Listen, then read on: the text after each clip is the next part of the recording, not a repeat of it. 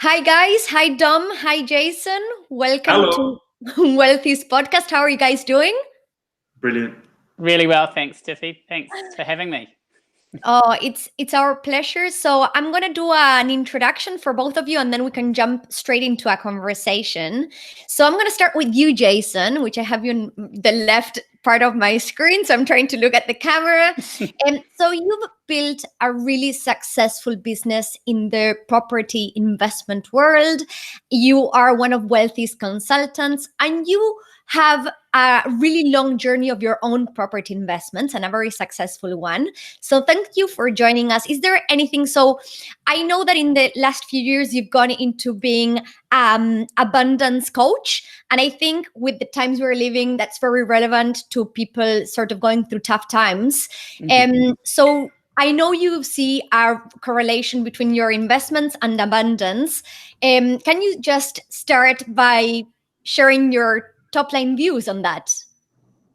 Well, the reason I coach people with abundance is really through my real estate journey. You know, I started off as a investment property consultant back in 2002, and I was the worst performing consultant, and I was not happy with that.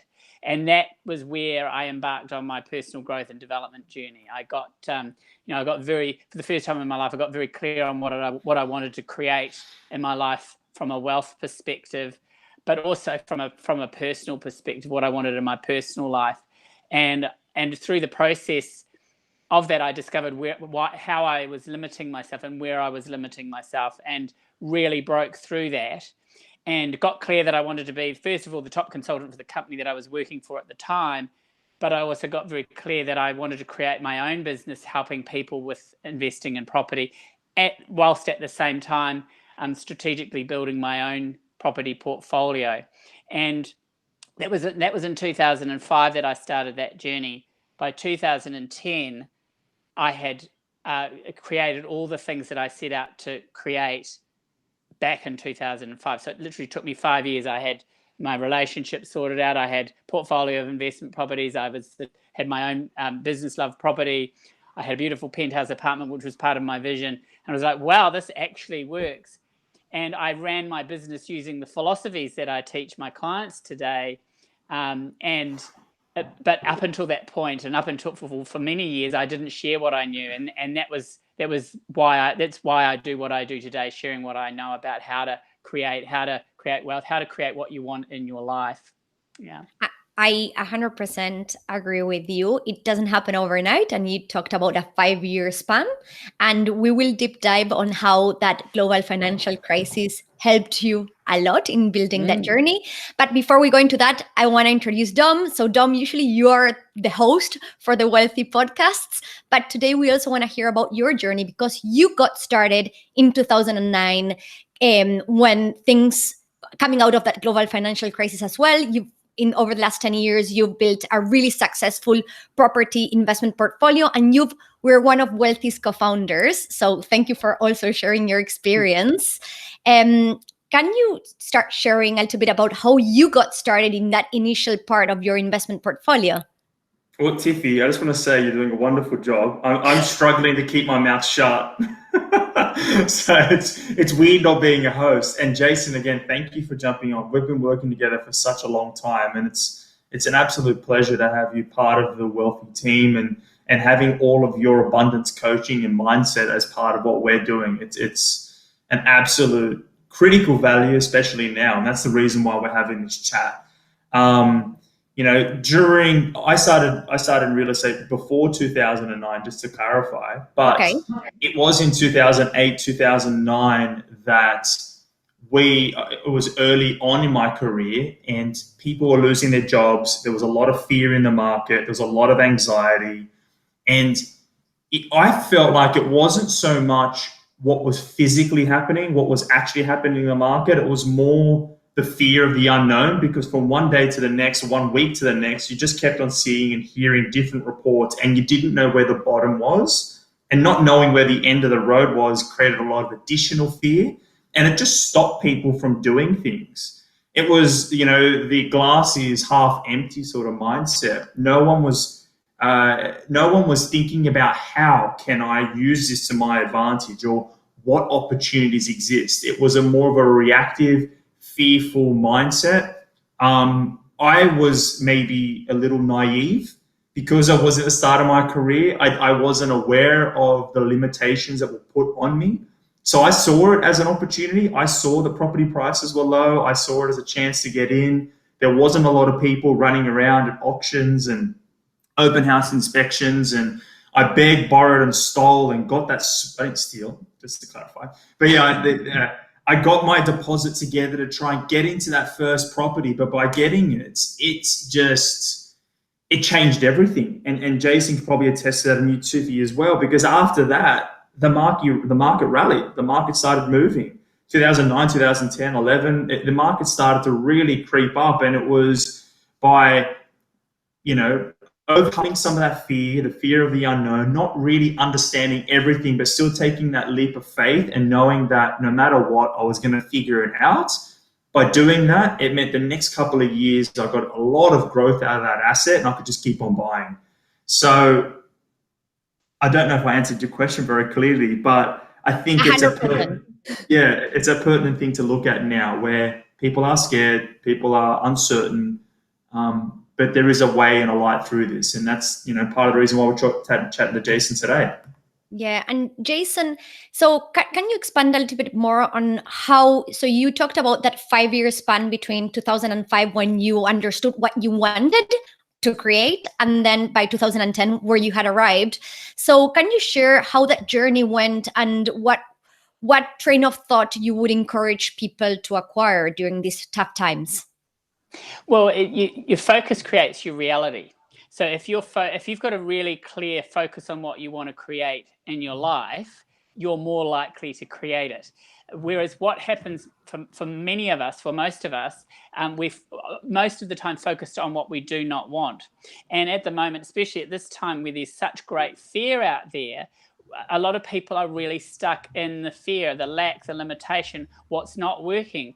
And so, yeah, of course, some of that fear, there's some real issues to face into, and I totally get that. But what I would say is to reach for what you truly want, keep connected to what you truly want, what your big picture is. And that was what I teach my clients, but it's also what has got me through the tough, challenging times throughout my investment journey. And so when what happened, up to the GFC, Love Property was part of a large financial planning group. So I had the opportunity to go in and set that business up under that umbrella. So it was not owned by me at the time, but it was a foundation. I was very much involved in creating it from startup, bringing on new clients, working with developers and sourcing projects, etc., and building up a really strong client base.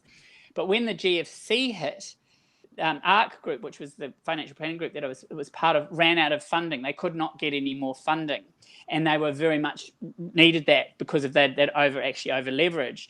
And so they went into voluntary administration through the GFC period.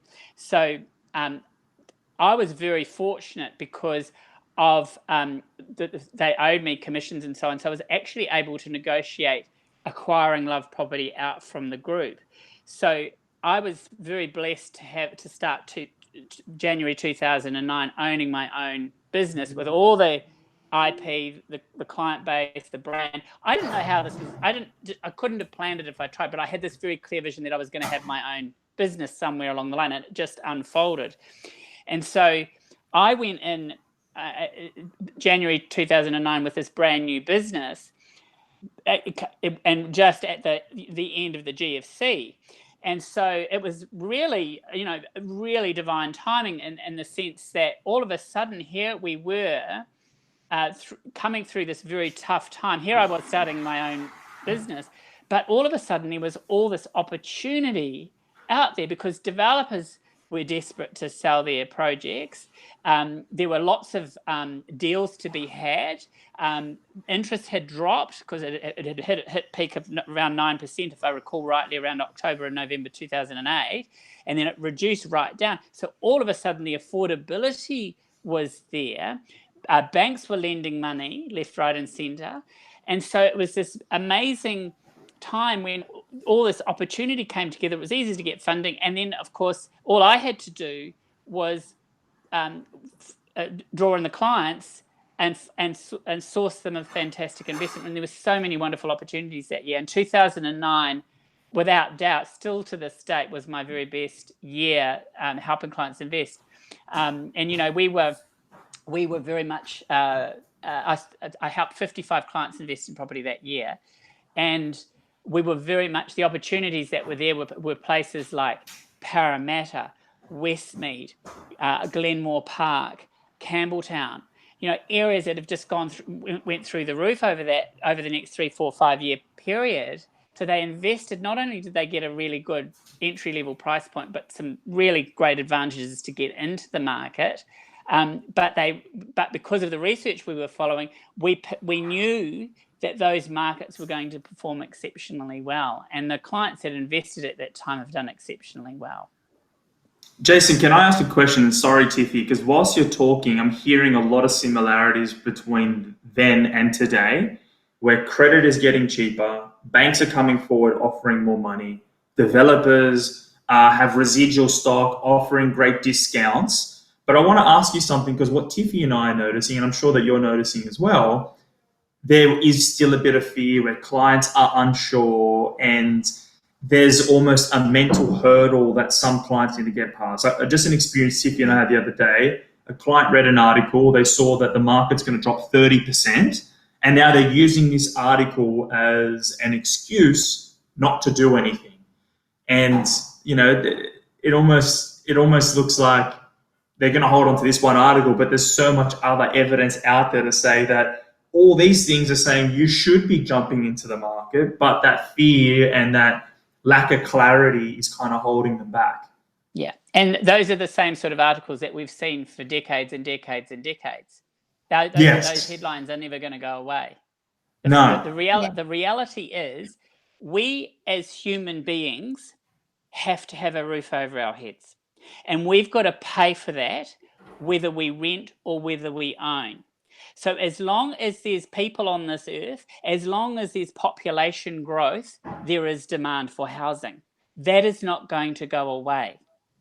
And that is why property has consistently grown year after year, decade after year. Yes, we've gone through flat periods. Yes, we've had dips, but it fundamentally grows over time. And the best time to invest is when there is opportunity, when people are in fear, because that's when the opportunities are before us. So this after we get through this period, there's going to be so much opportunity out there, and it's the brave. It's the people like those clients that took action of mine in 2009 that broke through their fear. Because yes, we had to talk. I had to work with clients to get them through the fear of what was going on. But boy, have they done exceptionally well, because they had the courage to take action at that time. And they were very set up that those people that have held on to those properties will be able to ride through this period of where we're going through challenge, because they've got really strong equity to fall back on. Dom, I think this is the perfect time for you to repeat that Warren Buffett saying. Yeah. When there is, when there's fear in the market, then we should be greedy. And when everybody's greedy, then we should be fearful.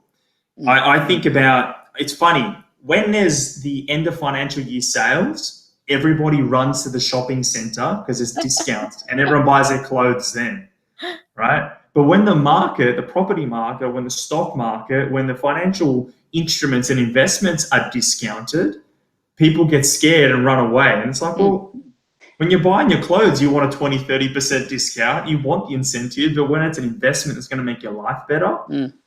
This is when, this is what happens all the time. People, when they feel safe to take action, is when everyone else is taking action. Well, it's too bloody late.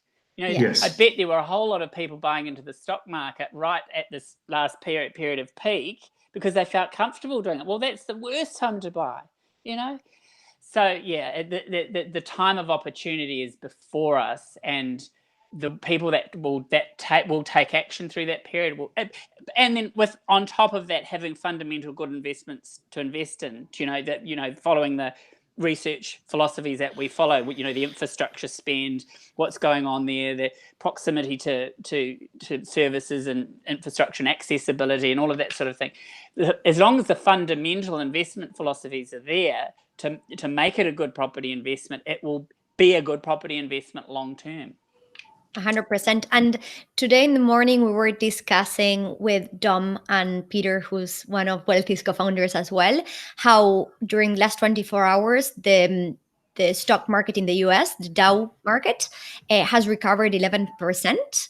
And what we were saying is, we don't know, no one knows what's going to happen. And we were trying to talk about what drove that. And we believe there's a lot of people who saw the opportunity. It's a very volatile market. And of course, it could go down again. And it might not be necessarily driven by research, as you were just mentioning, Jason. But when people went and sold everything out of fear a couple of days ago, in the last couple of weeks, then there's people who saw the opportunity in this last 24 hours, right? Yeah. And look, it's scary. I mean, I have a share portfolio as well, and I've seen it dive right down, but I'm not doing anything with it. I'm just going, okay, this is where it's going to come back. Fundamentally, the stocks and shares I have are fundamentally good companies. The same with our properties. The wonderful thing about real estate is we can't exit out quickly, so we can't be so reactive. So it's a much more stable investment to hold, because you can't just go, okay, I'll quickly sell that because I'm panicking. Emotion kills our wealth. Jason, can I ask you just on an abundance thing? And I know that you're normally charging people thousands of dollars for these kinds of questions, so thank you for answering them. I'll charge you later. I'll give you the bank detail. Add it to my tab.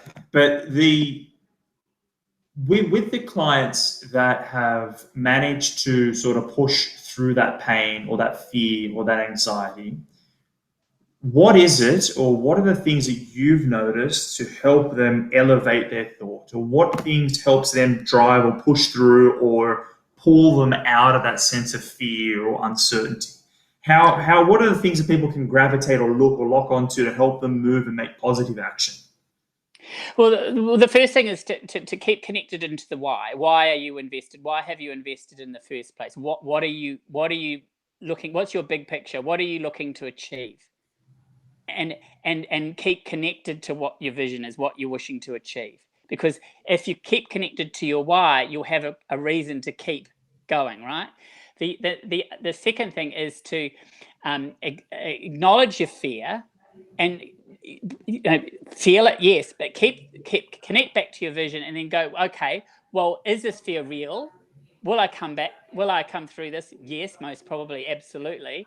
And is my investment that I'm investing in fundamentally going to be okay long term?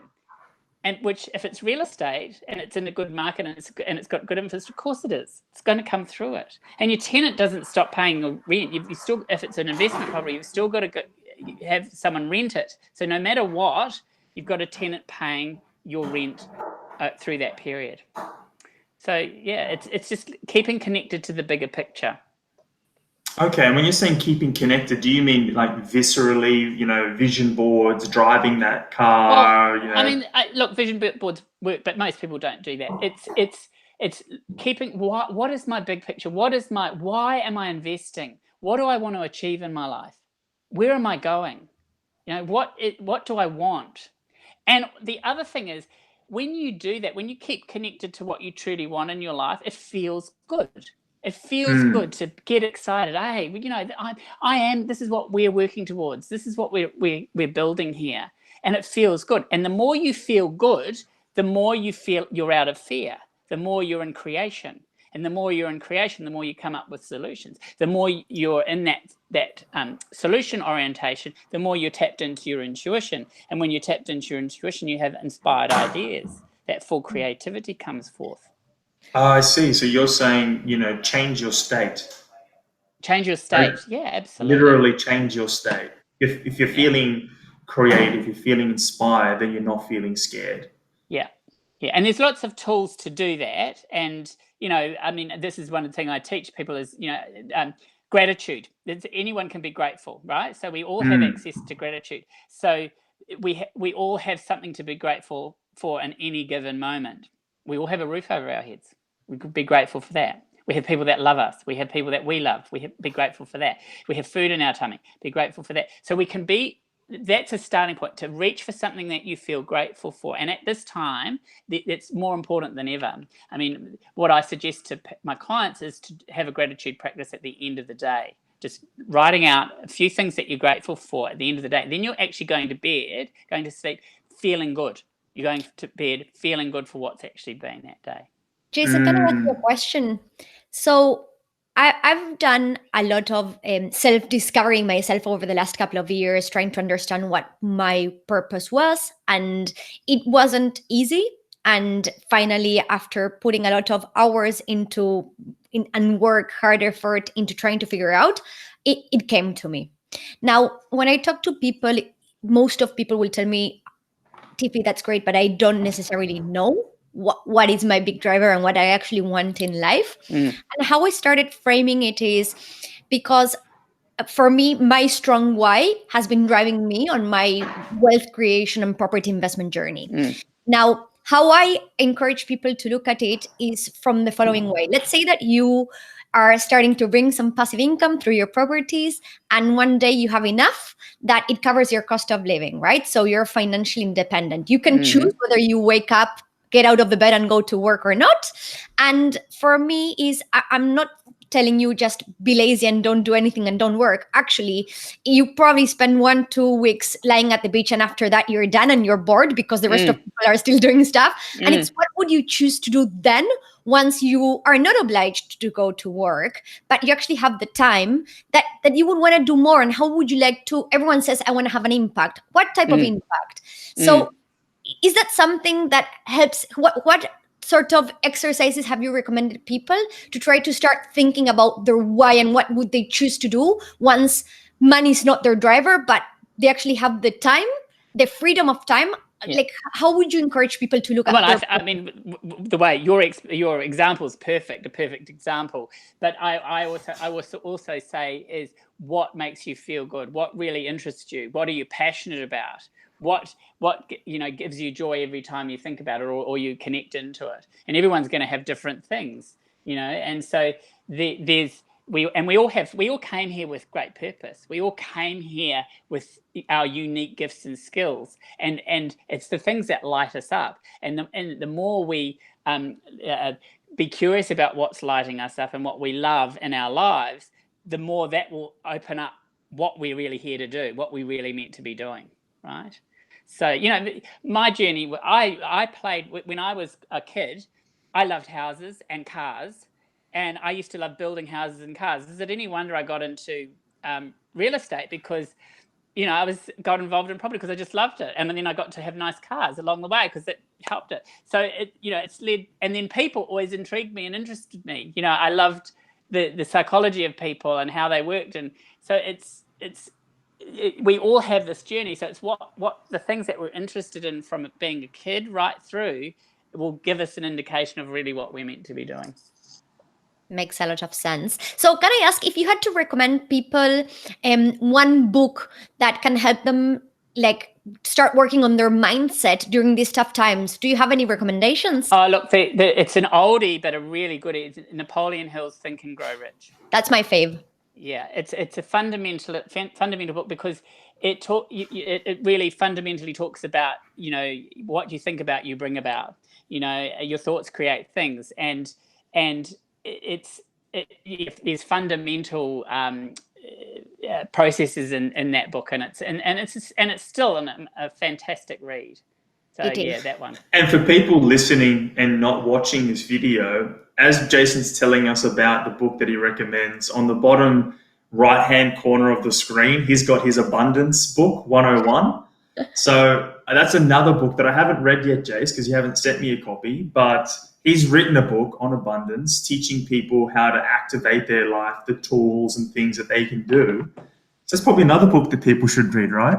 Absolutely. It's imperative to have this one on your bedside table and read it. In it are the tools to create. So if you've heard of law of attraction, this is, it's fundamentally how I've created what I've created in my life. And I teach in this book very simple tools about how to do it. And it's written in a way to understand it very easily. My sister was my actual avatar, and she's someone that hasn't had any exposure to this sort of work. So I was writing it for her so that it was really easy to use, an easy way to implement the processes and create the space to create what you want in your life.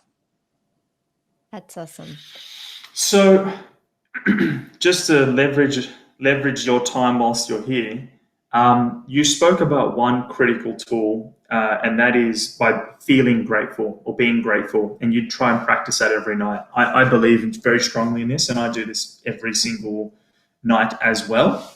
Are there any what's your top three? What are the other things to consider? I mean, you've got your why, you've got practice gratefulness, but are there any other things, any missing pieces that you would recommend to our clients, our audience, yours, Tiffy's, my own, that they should be thinking, practicing, reading, doing to make them feel, activate, and do something in this time of massive opportunity? Well, meditation is, because that's going to help you keep out of fear.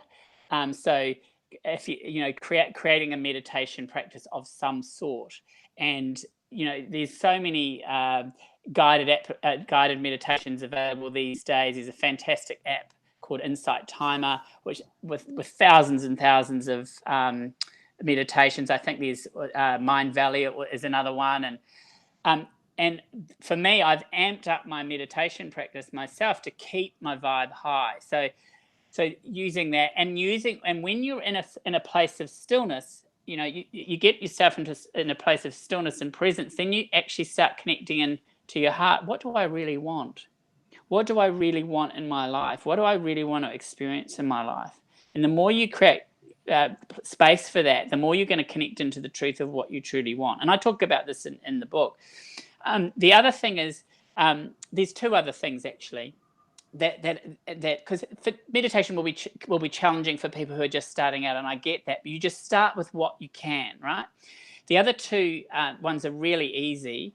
Journal, write, what would I like? What would I love in my life? Better relationships. What would I love to have in my material world? How would I love to feel? How would I love my relationships to be with others?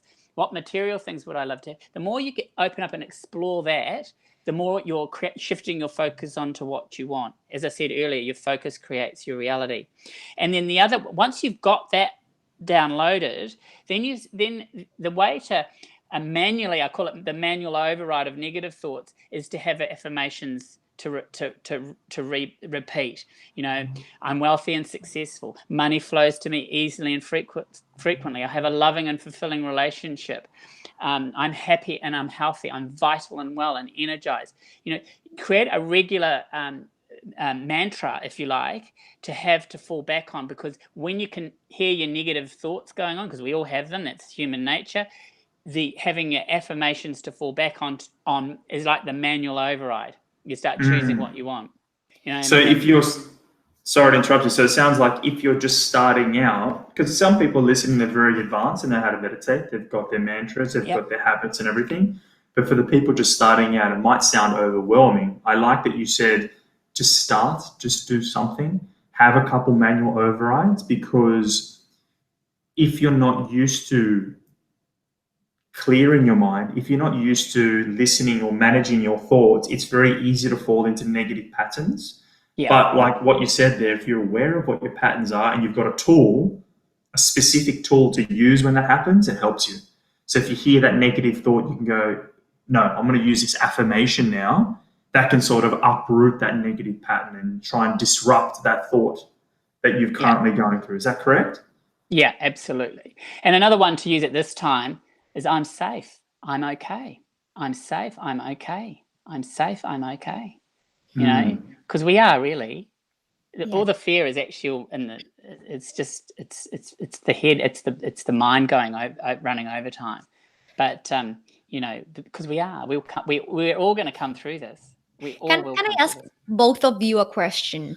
So there's a lot of people who are now have the freedom of time, because unfortunately the economies are slowing down and people are not being able to work because of coronavirus. With that time in your hands, I particularly believe it's a great time to acquire knowledge, and we can do it from the comfort of our homes. So what recommendations would you have so for us to prepare ourselves to go into that acquiring knowledge into our property investment journey when you're just starting? Do you have any tools to acquire knowledge? What would you recommend? I've got a couple. Order my book. Awesome. JasonSnaddon.com. This is this little shop. And any online courses that resonate, whatever's interesting you, do that, because that's an indication of what you'd love to do. So that now is the time to explore those courses that you've always wanted to do now, and to be creative. Spend some time writing, spend some time visualizing what you want, and the more you keep spending time doing those things, the more the creative juices will start flowing, and the more you'll start connecting into what you truly want. And the other thing is look, keep following Wealthi, because there's so much amazing information coming from you guys around what the opportunities are before us, and to help you get back on track to build your wealth in this next amazing phase of creation that's ahead of us. And I want to just add something. I mean, the temptation is to always do more. But I think in this time where things have slowed down, maybe just allow yourself to have some space as well. Like, use this time, I think, to switch off your phone for a couple of hours. Allow yourself to be bored, if it will. No one should ever be bored. I don't believe in boredom, but allow yourself to just be quiet and to be away from everybody. When do you get a couple hours to be by yourself? This is such a blessing in disguise for many, many people. They don't realize. Like, I've managed to spend more time with my girlfriend, my puppy, my dad, my sister, my house. There's so much things that I can do in this time that I haven't had this time. And also, this is just an opportunity just to be quiet.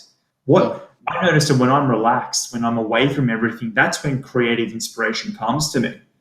So I think to the people that are out there trying to distract themselves, remove the distraction, be quiet, and see what happens. You'll be surprised. Yeah, absolutely sound advice. I myself on Sunday had a complete phone-free day, nothing, and just went for a big bush walk, and it was wonderful. And I felt so good at the end of the day. I just felt no negative information had come in, nothing. I just had this beautiful day in nature, and it was so nice. And do more of that. Absolutely. Keep informed, but we don't need to be glued to what's going on. We know what's going on. Exactly. Create space. Love it. And also because everything that surrounds us when we consume media, like whether it's social media, TV, etc., is mostly negative, and it's what you're hearing all day, and that probably attracts your negative thoughts. So I think that's a great tip. So guys, before we close off, do you have anything else that you would want to add and share with this podcast audience? I would say just that do everything you can to feel good, to reach for what feels good. Yes, when you've got fear, acknowledge that you've got fear, but reach for what feels good. And as I said, the quickest way to do that is through gratitude. There is nothing more important than feeling good, because when you're in that space, you start moving into creativity, and of course you feel good, you feel better.